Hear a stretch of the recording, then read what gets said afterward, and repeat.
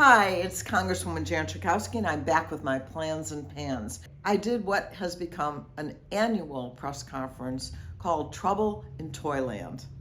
For over 30 years, Illinois PIRG every year has warned consumers during this holiday shopping season about dangerous toys for children. And I have participated in that, along also with Kids in Danger, a fabulous organization. What we were telling people is, what are those toys to watch out for right now? Fortunately, over the years, we've made a lot of progress, and the table where we show these unsafe toys has shrunk and shrunk and shrunk because we have been able to pass legislation in the past, and I've been very active in working on that. Now the toys that we were pointing out to included a number of technology-related toys. You know, this is a time of smart toys. So some of the most dynamic toys for children, yes, are smart toys.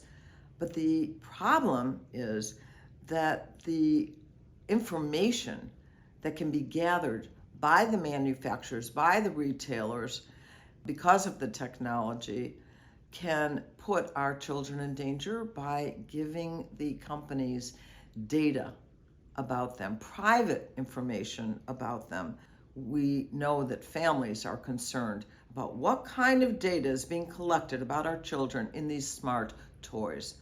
And so there were a number of them that were demonstrated. But you know, if you're talking about an electronic toy, a smart toy, you want to be careful. And in fact, over the last few months, number of these products have been taken off the shelf because they did probe into the private information about children. We rely on the Consumer Product Safety Commission for helping us to protect our kids and to protect our safety and our products.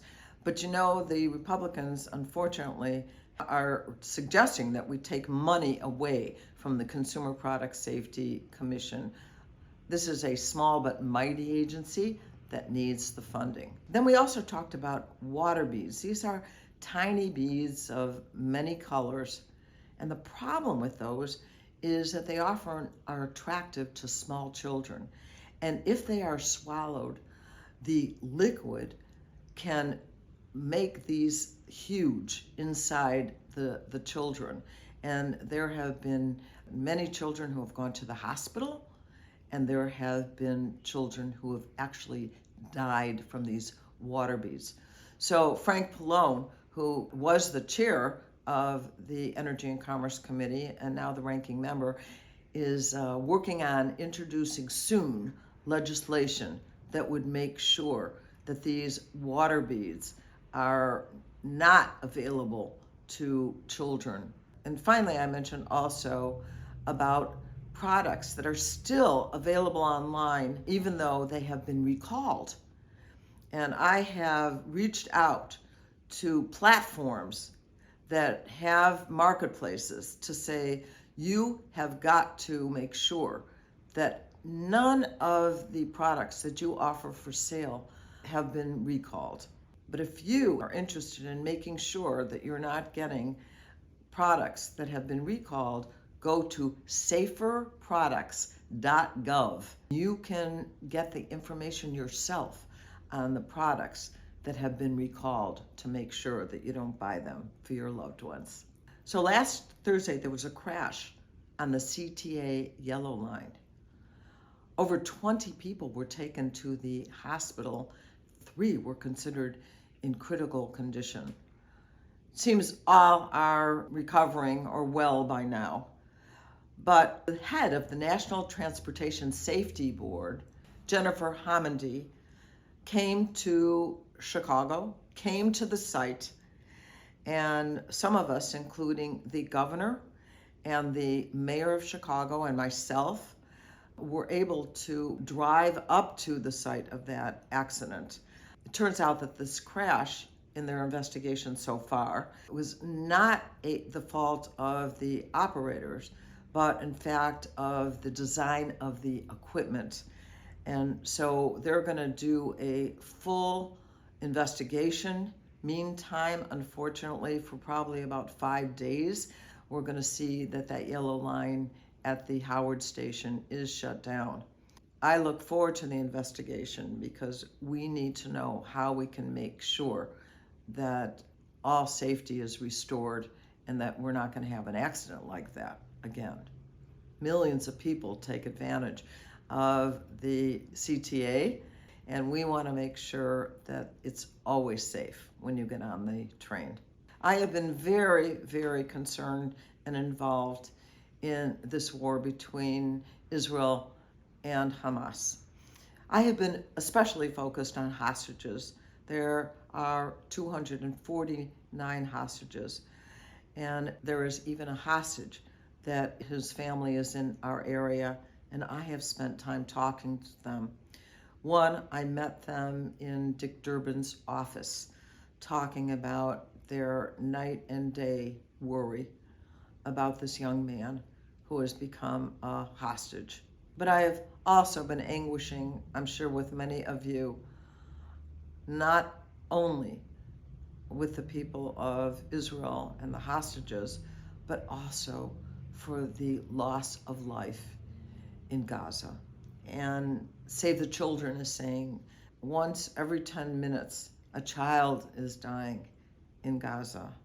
I have been a strong supporter from the start for humanitarian support in Gaza and sent a letter to Secretary Blinken saying that we need to get the fuel that is needed to provide that support.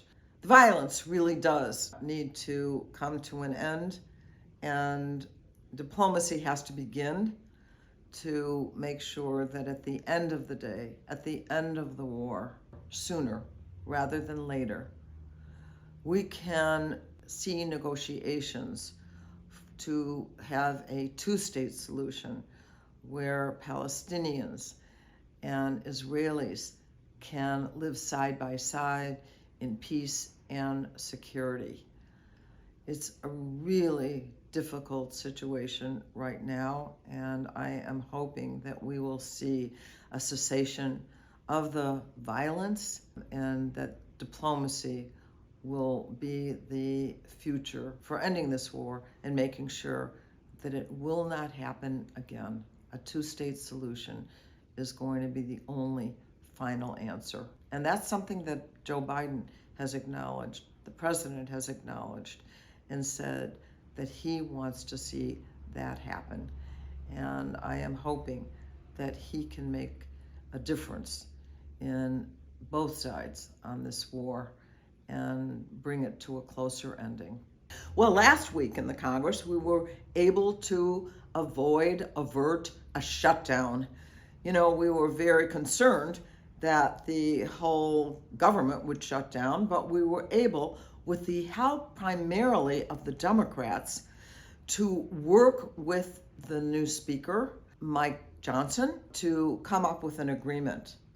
Yes, it took a majority of the Democrats to make it happen because over 90 Republicans actually voted for a shutdown. So we agreed to kick the can down the road in two phases, one in January 19th and the other in February 2nd, meaning that we will have those dates in which we have to pass the 12 appropriations bills. So the Republicans should work with us on an agreement that was already settled with the President of the United States when it comes to the budget agreements.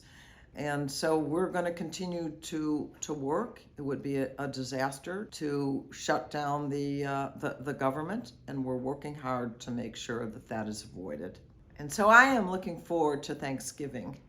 My husband Bob and I go to see our grandchildren in New York, 10-year-old boy and a girl, and we will have a beautiful Thanksgiving dinner because I know our daughter is the amazing, amazing cook, and there'll be other family members there. I hope you will have a wonderful Thanksgiving.